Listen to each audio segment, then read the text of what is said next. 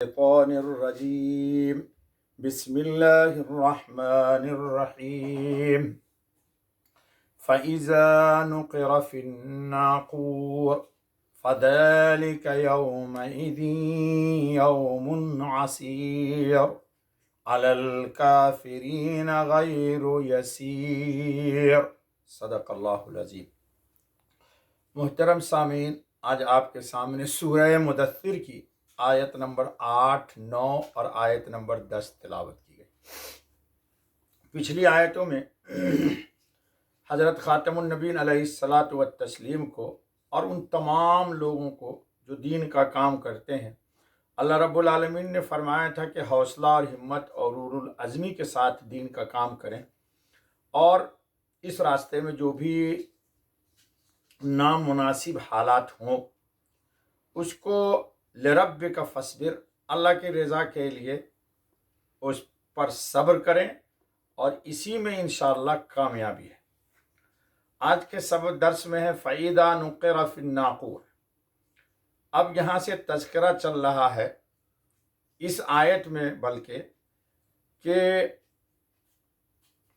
قیامت کے دن سور پھونکا جائے گا، اور اس دنیا کا نظام جو آپ دیکھ رہے ہیں، جس کے لوگ پیچھے بھاگے بھاگے پھر رہے ہیں، یہ پورے نظام عالم کو ایک دم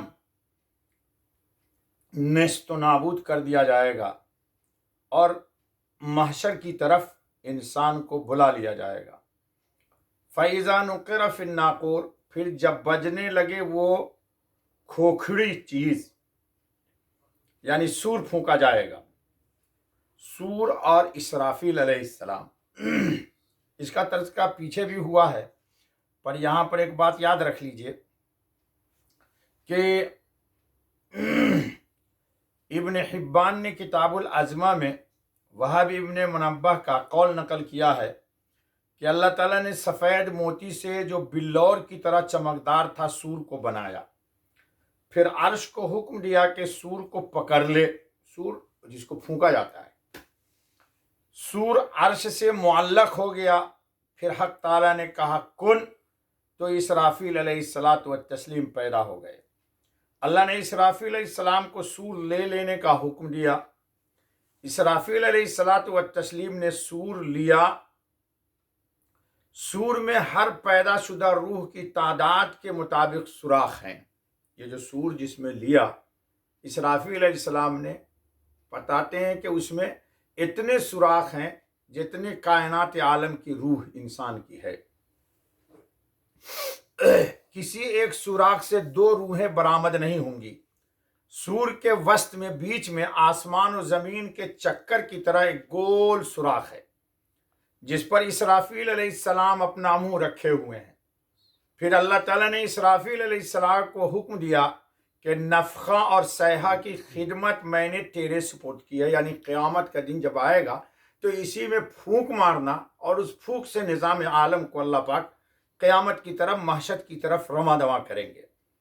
اس کی بحث پہلے بھی ہو چکی ہے، 24 پارے وَنُفِخَ فِي الصُّورِ فَصَعِقَ مَن فِي السَّمَاوَاتِ وَالْأَرْضِ، یہاں وہ تفصیل نہیں بیان کرنی۔ اسرافیل علیہ السلام عرش کے اگلے حصے میں داخل ہو گئے، اور سیدھا قدم عرش کے نیچے اور بایاں قدم عرش کے اندر رکھے ہوئے اللہ کے حکم کے انتظار میں ہے، جیسے بالکل ایک دم انسان مستعد ہے کہ کب اللہ کا حکم آئے گا اور سور پھونکنے کا حکم ہوگا، اور اسرافیل علیہ الصلاۃ والتسلیم سور پھونک دیں گے۔ حضرت زید ابن ارقم رضی اللہ تعالیٰ عنہ کی روایت ہے کہ رسول اللہ خاتم النبیین صلی اللہ علیہ وسلم نے فرمایا، میں کس طرح آرام پاؤں؟ سور والا تو سور منہ میں لیے، پیشانی جھکائے ہوئے، کانوں کو اللہ رب العالمین کے حکم کی طرف متوجہ کیے ہوئے موجود ہے۔ کہا کہ میں کیسے آرام سے رہوں؟ سور والے کو روایت میں تفصیل ہے اس کی۔ جی اللہ پاک ہم سب کو اس دن کی تیاری کی توفیق عطا فرمائے کہ کب اس کو سور پھونکنے کا حکم دیا جاتا ہے۔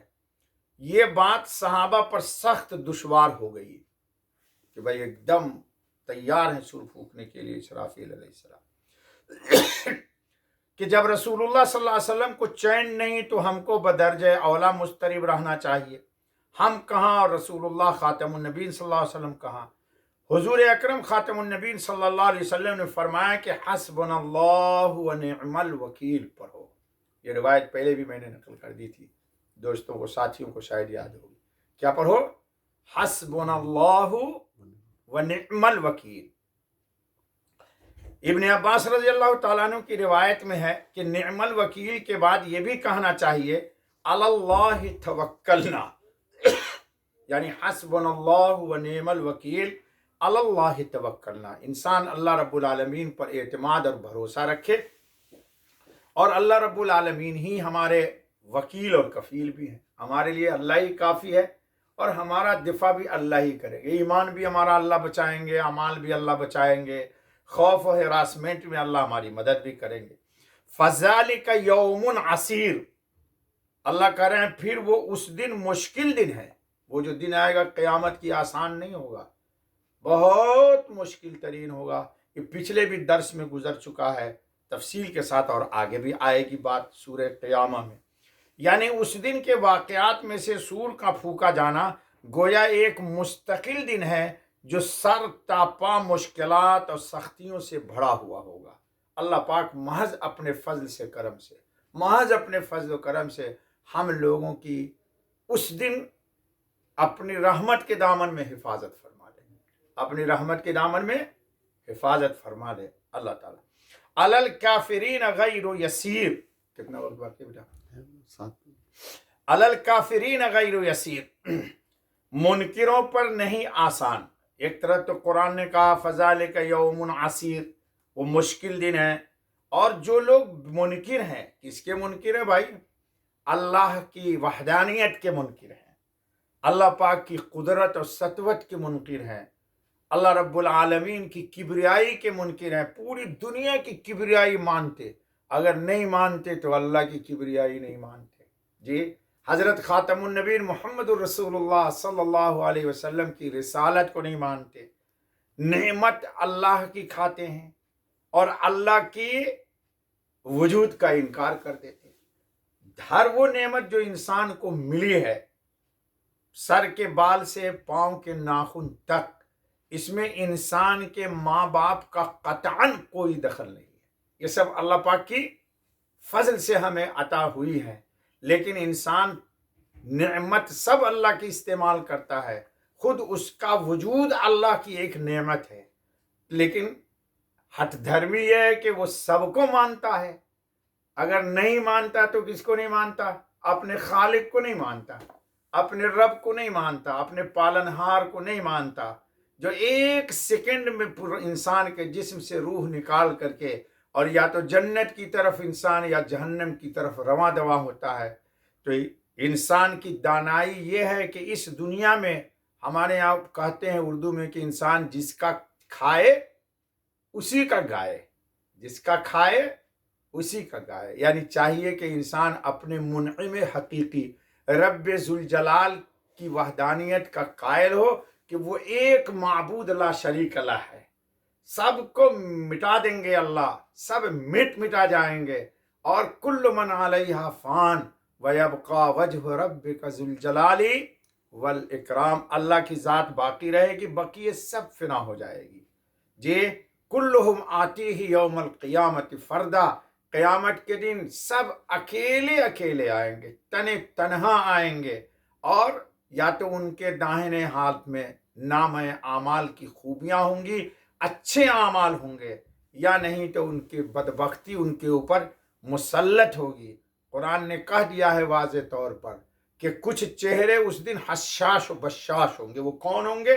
جو اللہ کو مانتے ہیں، حضرت خاتم النبی صلی اللہ علیہ وسلم اور تمام انبیاء علیہم الصلاۃ والتسلیم کی نبوت کو مانتے ہیں، اللہ رب العالمین کے قانون کا احترام کرتے ہیں. تو جس طرح دنیا کے قانون کا احترام کرنے سے انسان کو عزت اور عافیت ملتی ہے، انسان اللہ کے قانون کا جب احترام کرتا ہے تو اللہ تعالیٰ اس دنیا میں بھی اور اس دنیا میں تو یقیناً کنفرم ہے کہ اس کی عزت ہوگی، اس کو اللہ پاک کی طرف سے انعام کی دولت ملے گی، اور اللہ رب العالمین اس کو نوازیں گے. تو انسان کرتا کیا ہے؟ دنیا میں سب کی تعریفیں کرے گا، اور سب کی ایک پیالی چائے پلا دے تو لوگ شکریہ مانتا ہے، اور اللہ پاک کی کبریائی کو نہیں مانتا،